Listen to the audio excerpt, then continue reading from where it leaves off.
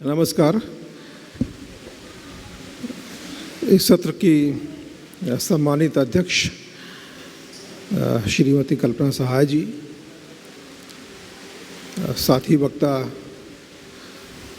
सुश्री सुषमा शर्मा जी और सिंह साहब आला के विद्वान और बहुत मूल्यवान श्रोताओं, दर्शकों, एक अभी मधु शुक्ला जी जिक्र कर रही थी कि एक बहुत सुचिंतित संगोष्ठी में यहाँ के कलाकर्मियों को ना देख पाने का उन्हें जो मलाल है, ये हम सब का अफसोस है। लेकिन आप देखें तो पूरे परिप्रेक्ष्य में जो एक ख़ास तरह का जो बौद्धिक दारिद्र्य है, उसका कारण भी कमोबेश यही मनोवृत्ति है कि गंभीर कार्यक्रमों की गंभीरता से सुचिंतित तरीके से किए गए कार्यक्रमों की अनदेखी करना शायद हिंदी जाति या हिंदी समाज की नियति है। इसीलिए बहुत दुख के साथ ये कहना पड़ता है कि बहुत सारी हिंदी समाज और हिंदी जाति बहुत सारी अच्छी चीज़ों को डिज़र्व ही नहीं करता है। बहरहाल मधु जी, मैं आपको यकीन दिलाता हूँ कि आपने देखा होगा कि कल्पना जी का समय पर आना, सुषमा जी का समय पर आना, आपका समय पर आना और हम सब जिस प्रतिबद्धता के साथ, जिस नैतिक दायित्व बोध के साथ मंच पर यहाँ पर कार्यक्रम में शरीक हो रहे और समय से आए हैं और आपके द्वारा सुझाए गए विषय को जिस गंभीरता से हमने लिया और एक जैसे एक हाई क्लास सेमिनार की जो शर्त होती है कि आप जो कुछ बात करें वो लिख कर करें ताकि उसमें गंभीरता बनी रहे, आपका डेविएशन विषय से ना होने पाए। बहरहाल, जहाँ समय सीमा को मैं लागूं मुझे टोक दिया जाएगा तो वहीं पर मैं अपने आप को विराम देने की कोशिश करूँगा। मेरा विषय है चित्रकूट के लकड़ी के खिलौने। इस विषय पर बोलने के पहले मैं दो नाम लेना चाहूँगा। एक तो आदरणीय अतुल द्विवेदी जी का, लोक कला एवं जनजाति संस्थान के और कबीर संस्थान के निदेशक,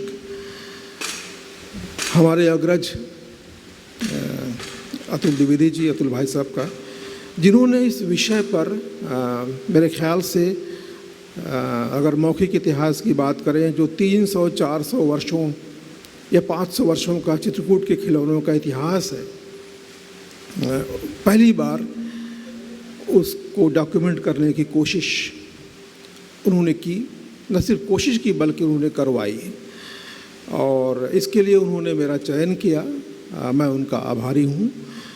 इसके पहले ज्ञात रूप से चित्रकूट के खिलौनों पर सिर्फ एक लेख दैनिक जागरण अखबार में 7-8 साल पहले लिखा गया था, जो अतुल द्विवेदी जी ने स्वयं लिखा था। और एक तो उनका नाम, उनके लिए बहुत आदर और धन्यवाद। दूसरा, इस विषय पर संभवतः पहली बार किसी वक्तव्य के लिए किसी को कहीं भी कहा गया होगा तो वो इस सेमिनार में कहा गया है जो मधु जी ने मुझे कहा है। उनका भी बहुत शुक्रिया। एक नैतिक प्रतिबद्धता के तहत जो मैंने मोनोग्राफ में लिखा है, उसमें से मैं कुछ भी यहाँ नहीं कहूँगा क्योंकि वो अभी प्रकाशनाधीन है, तो उसका कुछ भी हिस्सा बोलना एक नैतिक प्रतिबद्धता के विरुद्ध जाना होगा। लेकिन कुछ नाम लेने अपरिहार्य होंगे। कुछ जो जियोग्राफिकल पोजीशन है, सिचुएशन है, उसका जिक्र करना ज़रूरी होगा। मैं अपनी बात को चित्रकूट के खिलौनों के जो सांस्कृतिक और लोक और कला सिद्धांतों के दृष्टिकोण से प्रस्तुत करने की कोशिश करूंगा, जिसमें परंपरा, सौंदर्य बोध, आधुनिकता, तीनों के अंतर संबंधों की बात होगी। आप कभी चित्रकूट जाएं तो वहाँ एक इलाका है, एक मोहल्ला है सीतापुर। सीतापुर के अंदर एक छोटे छोटे मोहल्ले हैं कि राघवपुरी, बरमपुरी, तीर्थराजपुरी, राम दरबार के आसपास लकड़ी के खिलौने बनाने वाले शिल्पकारों का, कलाकारों का घर है। वही उनकी प्रयोगशाला भी है जहाँ पे वो काम करते हैं। इसके अलावा एक और गांव है मंदाकिनी के उस पार, यानी सतना मध्य प्रदेश ज़िले में के बीच में एक गांव है कटरा गूदर। एक अजीब उसकी भौगोलिक स्थिति है कि कटरा गूदर गांव उत्तर प्रदेश का गांव है, लेकिन चारों ओर से मध्य प्रदेश से घिरा हुआ है। ऐसा देश में सिर्फ 2 गांव है, एक महाराष्ट्र का एक गांव पूरे गुजरात प्रदेश के अंदर है, और उत्तर प्रदेश का कटरा गूदर गांव मध्य प्रदेश के अंदर है।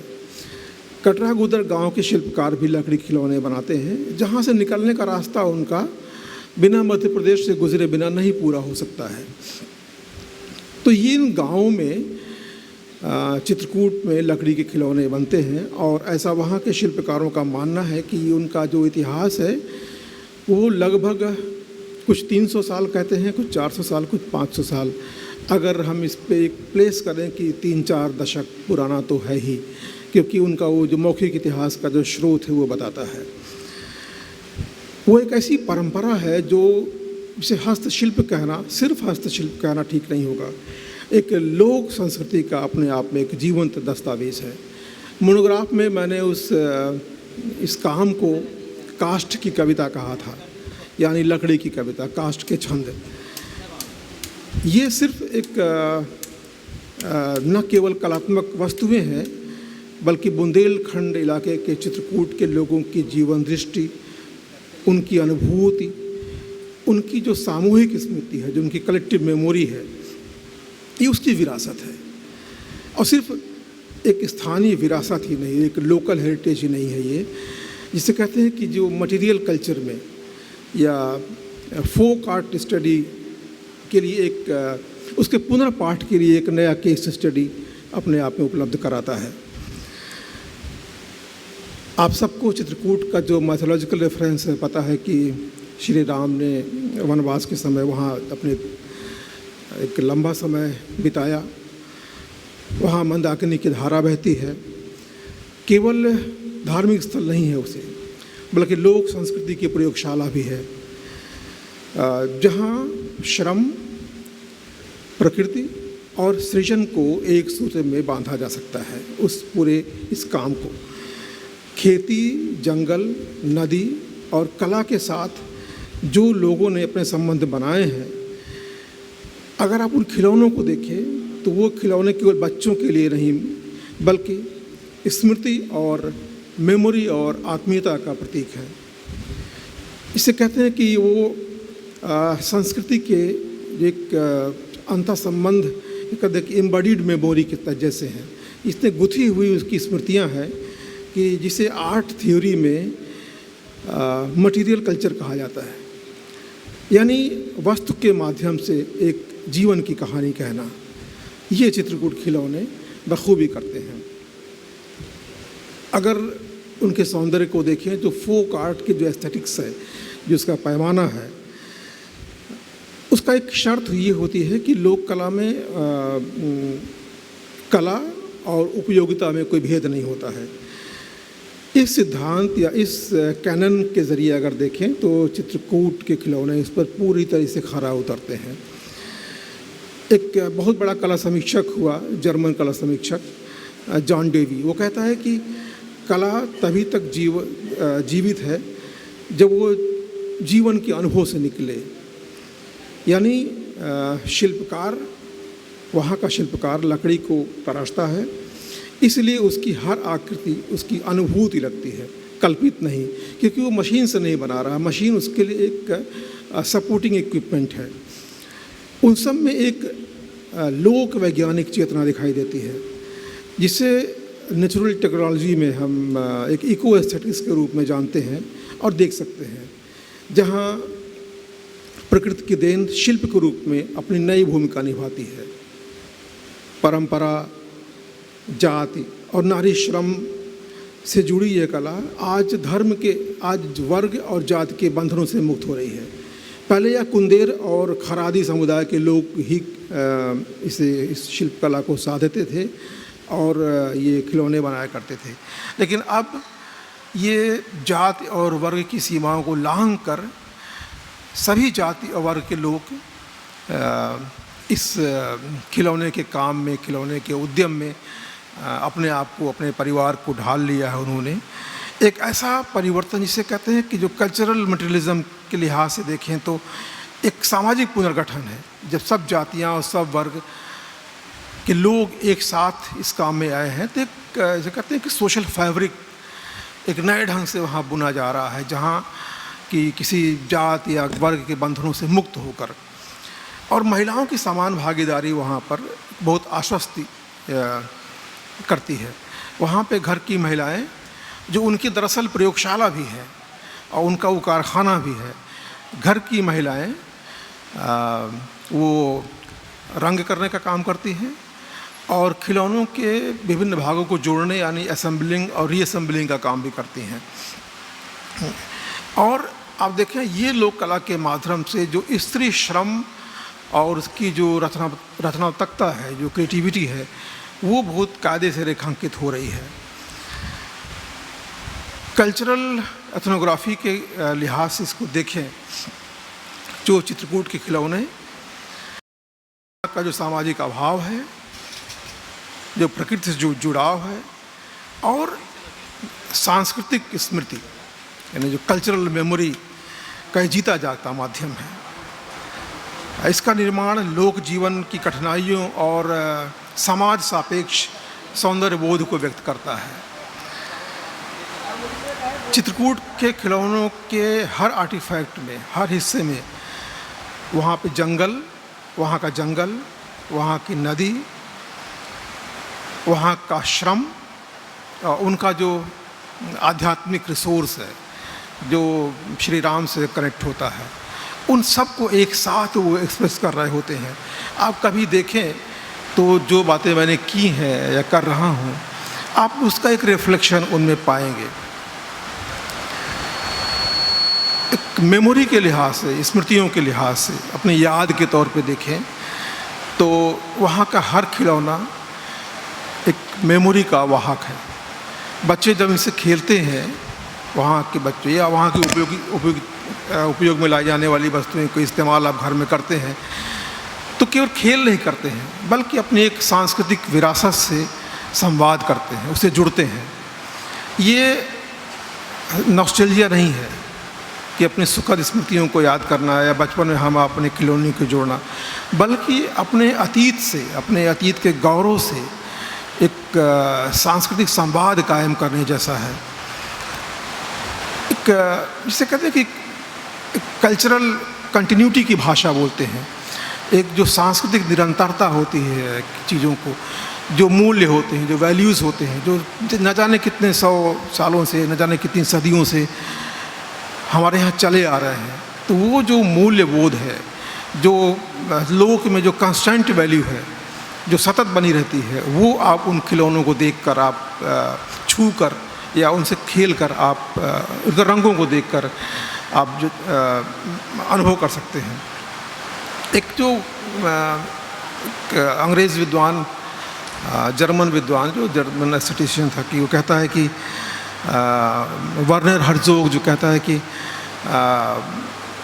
हैंडमेड आर्टिफैक्ट्स की बात करता है कि जो और ऑफ हैंडमेड, जो हैंडमेड का जो औरा होता है, आप उसको देखें, जो हाथ से बनाई हुई वस्तुएं होती हैं, जो हाथ से रची गई वस्तुएं होती हैं, जिसमें मानवीय संस्पर्श होता है, उसकी गरिमा जो मशीन जनित वस्तुएं होती हैं उनमें नहीं होती हैं। इसका जीता जागता उदाहरण हमारे शहर से 80-90 किलोमीटर दूर मौजूद है। और ऐसे में वो अब ऐसा नहीं है कि समय से वो पीछे चल रहे हैं, हाथ से बना रहे हैं, मशीनों को सहारा ले रहे हैं, लेकिन उनका वहीं तक उनकी उपयोगिता है जहाँ मशीन को होना चाहिए, जहाँ मानवीय संस्पर्श की बात आती है। उनका जो टेक्नोलॉजिकल एडेप्टेशन है वो लिमिटेड है।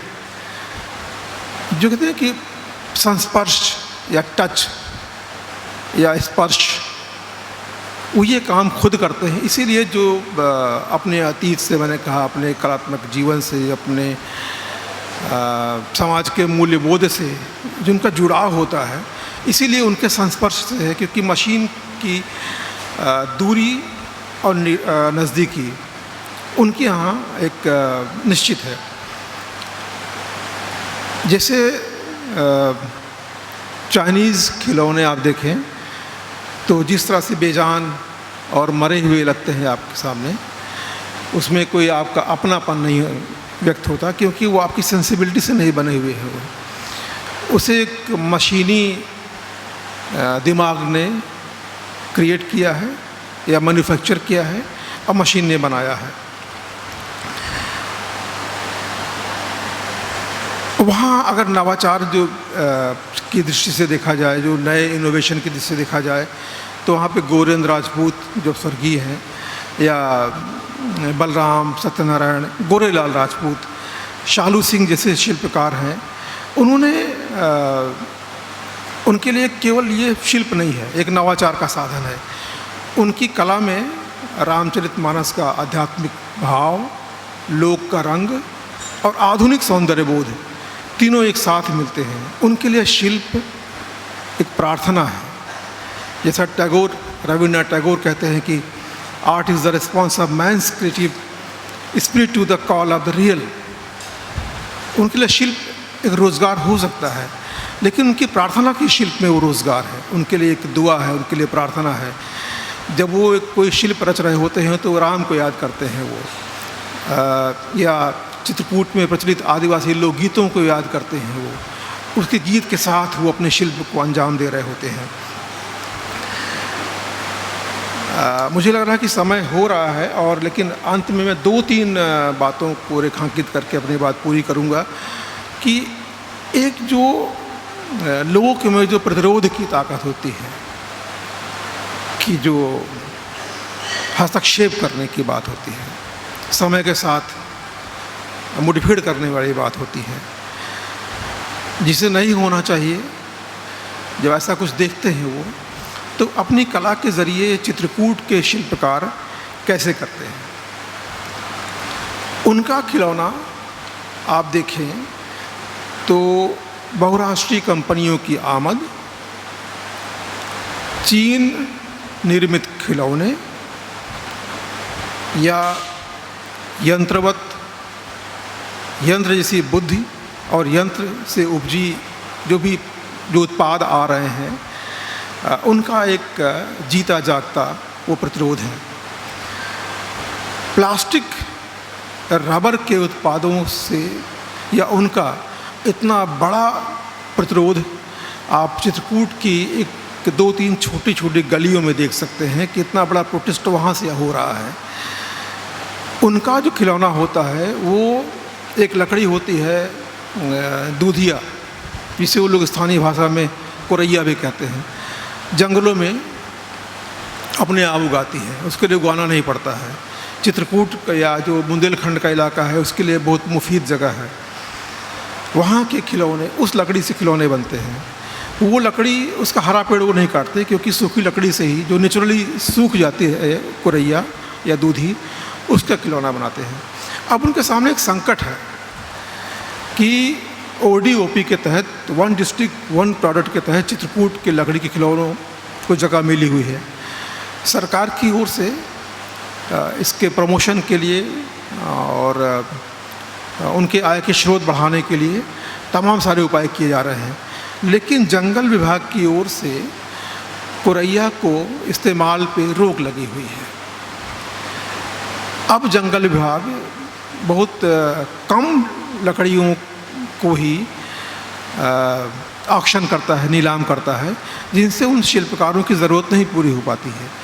जो लोगों में मांग है, उन खिलौनों की जो ज़रूरत है या जो उन खिलौनों को लेकर जो पसंद जाहिर की जा रही है, ये उसका एक बड़ा आयरनी है। अगर एक संवाद फॉरेस्ट डिपार्टमेंट और सरकार के बीच हो इस तरह का कि क्या उपाय निकल सकता है, तो मेरे ख्याल से वहाँ का जो खिलौना है, वहाँ का जो शिल्प है, और ज़्यादा निखर सकता है। मैंने शुरू में आपसे कहा कि जो महिला श्रम है, जो हमारे यहाँ जो महिला श्रम को लेकर जो चिंतन करने वाली महिलाएं हैं, उसके जेंडर को लेके शीतल पटेल या क्लियर विशव जैसी महिलाएं जो कहती हैं कि कला में जो जेंडर इक्विटी है, अगर आपको दिख रहा है तो यानी वो कला हमारे समाज के लिए बहुत काम आने वाली है। चित्रकूट के खिलौनों की अगर आप वहाँ शिल्पकारों को, जो वहाँ का श्रम विभाग है, उनसे सूची मांगें कि हमें कुछ, हालांकि सूची बहुत पुरानी है, अपडेटेड नहीं है, उसमें 40 से ज़्यादा प्रतिशत महिलाओं के नाम मिलेंगे। यानी महिला श्रम के ज़रिए भी एक कला का पुनर्पाठ किया जा रहा है, पुनर्पाठ प्रस्तुत किया जा रहा है।